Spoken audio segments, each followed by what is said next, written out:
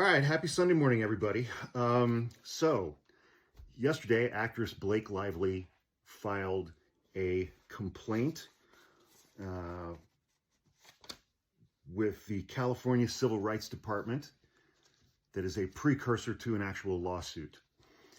She filed that lawsuit against actor-director Justin Baldoni and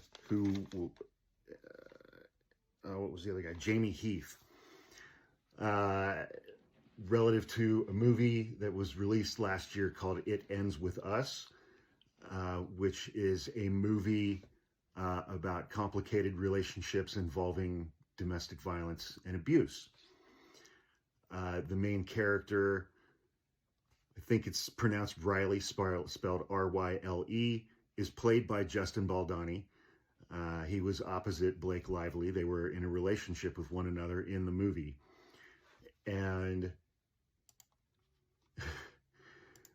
you know, the other guy, Jamey Heath, was either the producer or whatever, higher up on the movie. So there were sexual harassment, things like that going on the movie set during filming involving Blake Lively, Justin Baldoni, Jamey Heath, and others who were on the receiving end of the treatment by these two guys, allegedly. This document, I'm just going to call it a complaint, is 80 pages long. And I've been a civil litigator, a trial attorney for almost 26 years. And for the most part, 90% of the complaints that I've drafted in my life have been 10 pages or less, unless at the drafting of the complaint stage, I have a tremendous amount of evidence that I want to include in the complaint, which is what has been done here. It's a really long document. I've not read the entire thing. I'm not going to go through the entire thing in this video, but I Googled NYT Blake Lively because the New York Times put out a lengthy article about this yesterday. It's called "We Can Smear Anyone Inside a Hollywood Smear Machine." So you can find that article, and within that article, in the third paragraph, they have a link to the legal complaint that Blake Lively filed. She is complaining about 10 counts right now: sexual harassment, 2 counts of retaliation, count for failure to investigate or prevent or remedy, aiding and abetting sexual assault and retaliation, intentional infliction of emotional distress, negligence, false light, invasion of privacy, and interference with economic advantage. So I'll explain a couple of those here in a moment.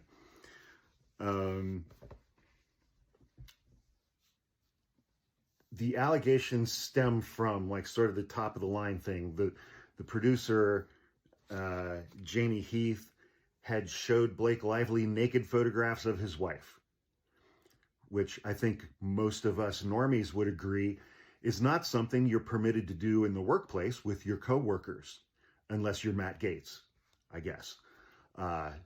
He was doing that on the floor of the House of Representatives. Justin Baldoni had engaged in improv acting scenes involving kissing Blake Lively and things like that, which he acknowledged subsequently he may not have gotten consent from her to do. But on the second page of the complaint begins a list of 30 things that either occurred on set or safeguards that Blake Lively and other cast members and crew members wanted put in place for these two guys who were running the show. These were the two guys in power. And they had meetings about this. There was an addendum made to her contract. There were safeguards that were put in place.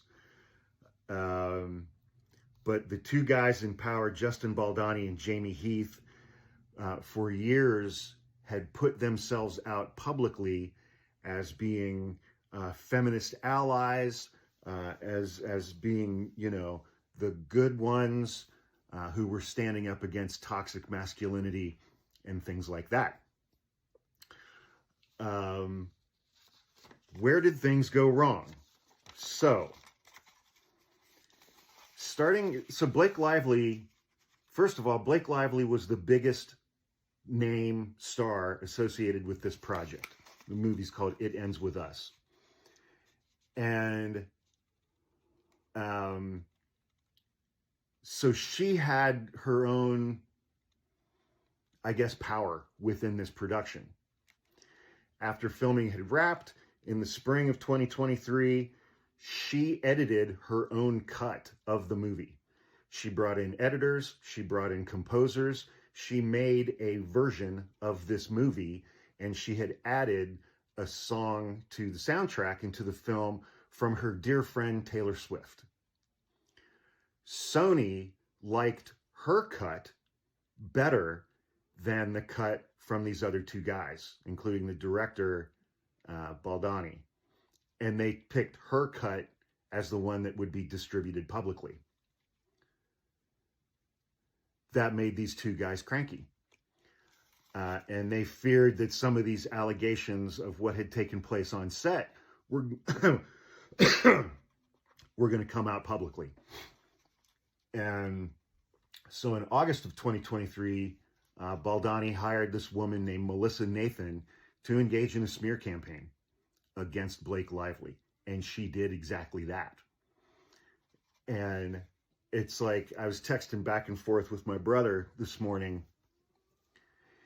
You know, it's like you've got these two kind of Me Too, feminist ally, anti-toxic masculinity guys making this film about domestic violence and domestic abuse. And then they engaged in this conduct on the set with her and with the cast and crew, to the point where there were meetings, there were memos, there was documentation, there was an addendum for non-retaliation added to Blake Lively's contract.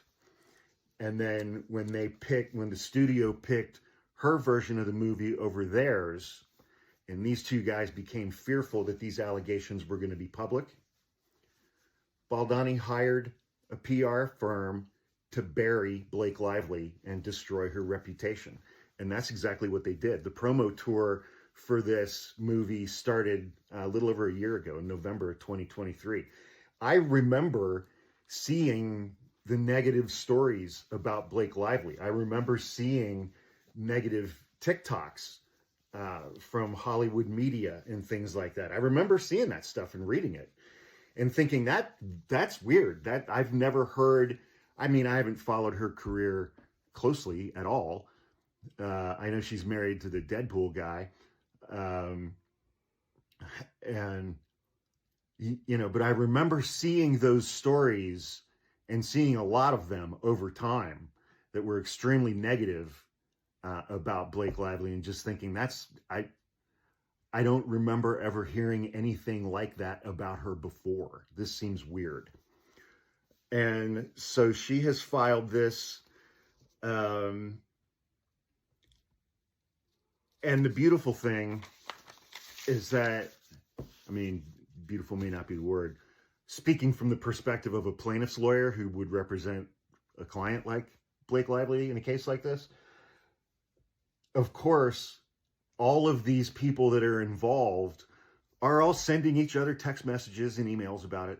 They're all just putting it all in writing. Don't tell anybody. Okay. And this complaint, which I may not dive into it while I'm on vacation, but just skimming through it, it is full of screenshots of text messages between these people. And I mean,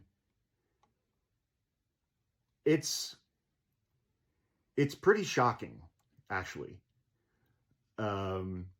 It's pretty shocking for so many levels. First of all,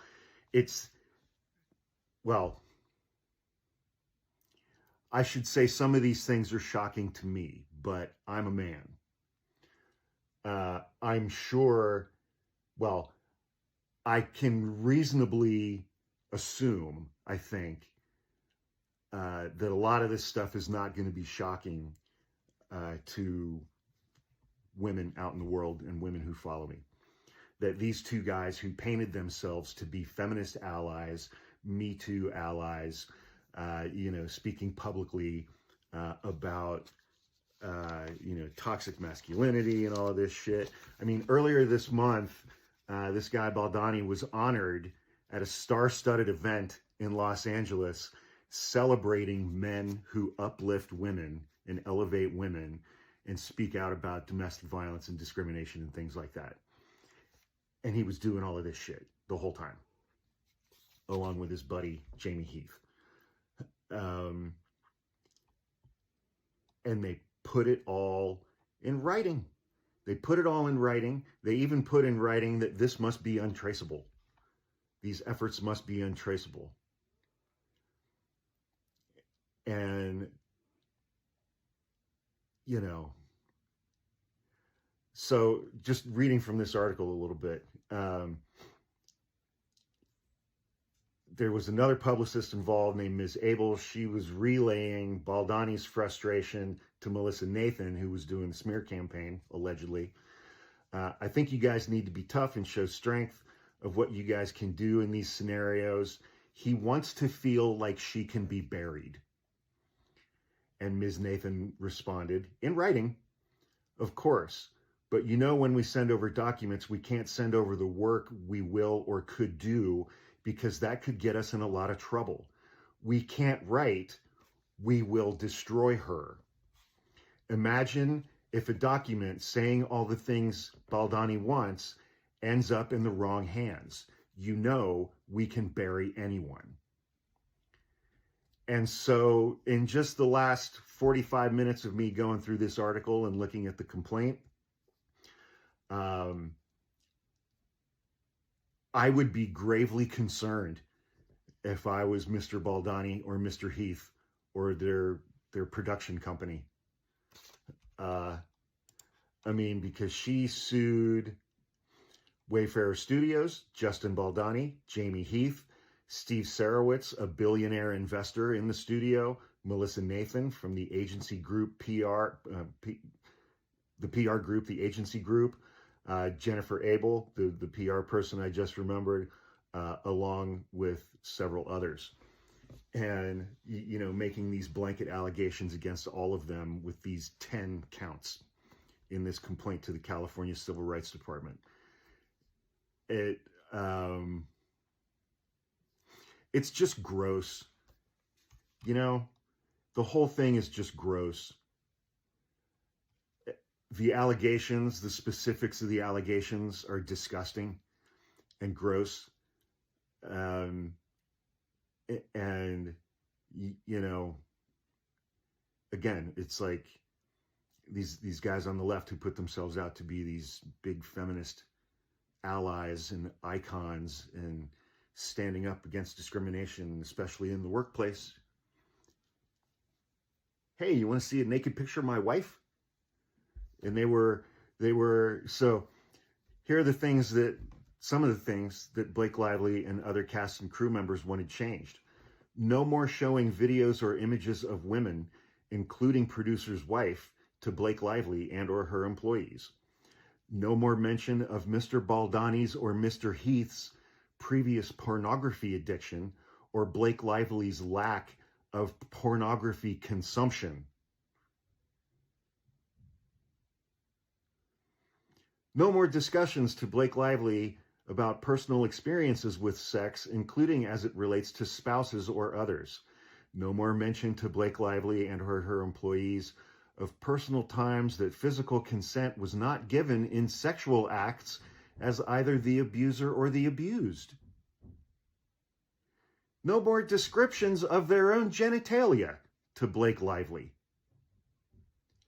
No more jokes or disparaging comments to be made to Blake Lively and or her employees about HR complaints, yada, yada, yada. No more inquiries by Mr. Baldoni to Blake Lively or her trainer without her knowledge or consent as to how much Blake Lively weighs.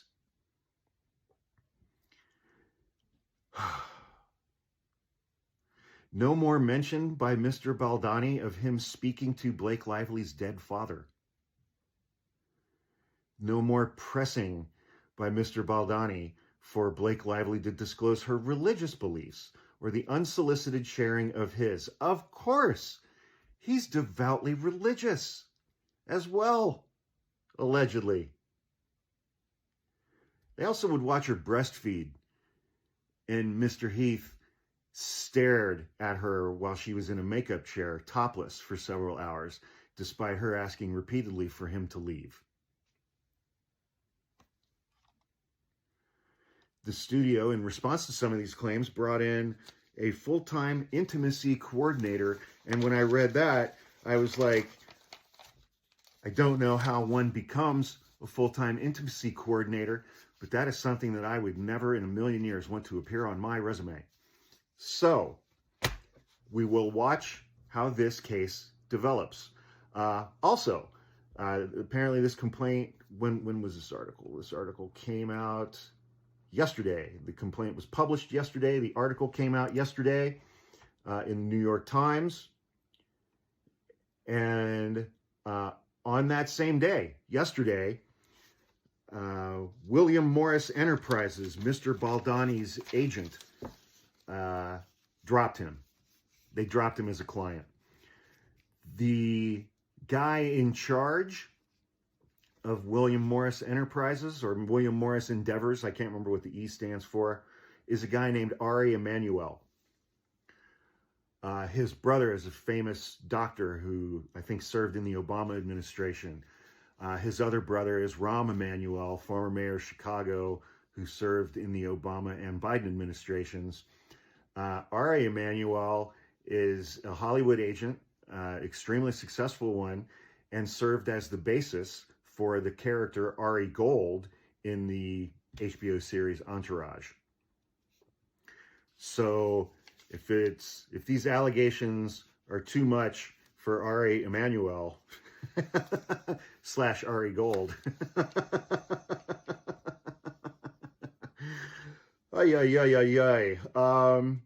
and all of this got really rolling in May of 2023 when Mr. Baldoni noticed that Blake Lively had blocked him on Instagram. So this is off to the races. Mr. Baldoni and Mr. Heath are going to be doing some serious damage control, or trying to. But these allegations, these text messages, these memos, this 80-page complaint is public now. And it was spreading on TikTok last night like wildfire. It's just, the whole thing is just disgusting and gross. It's just disgusting and gross on so many levels, and how these guys treated Blake Lively and other women on their movie set in complete opposition to who they were portraying themselves as being publicly. It's just fucking gross.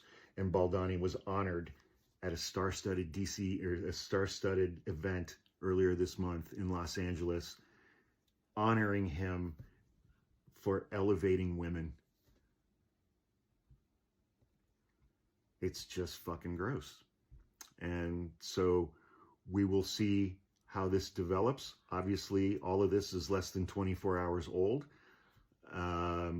But this one's got legs, and it's gonna, her response in filing this complaint, her response to their behavior on set, and her ability to document the smear campaign that they paid for against her. This stuff is going to do some real damage. Hopefully all of that damage is done to the right people. So, but, so I'm going to dive in and read more of this complaint today. But, you know, I'm 56 years old, and I did not bring a printer or paper with me to the cabin. So I can't print it, put it in a binder, and highlight it, and put Post-it notes on it. And I don't know how to do that shit electronically. But you can find it, again, just Google NYT Blake Lively, and the article by Megan Toohey, Mike McIntyre, and Julie Tate in the New York Times, published yesterday, entitled "We Can Bury Anyone Inside a Hollywood Smear Machine." And like I said, in the third paragraph is a link to the document that she and her attorneys filed yesterday. So, but we'll stay on top of this one going forward. Have a good Sunday.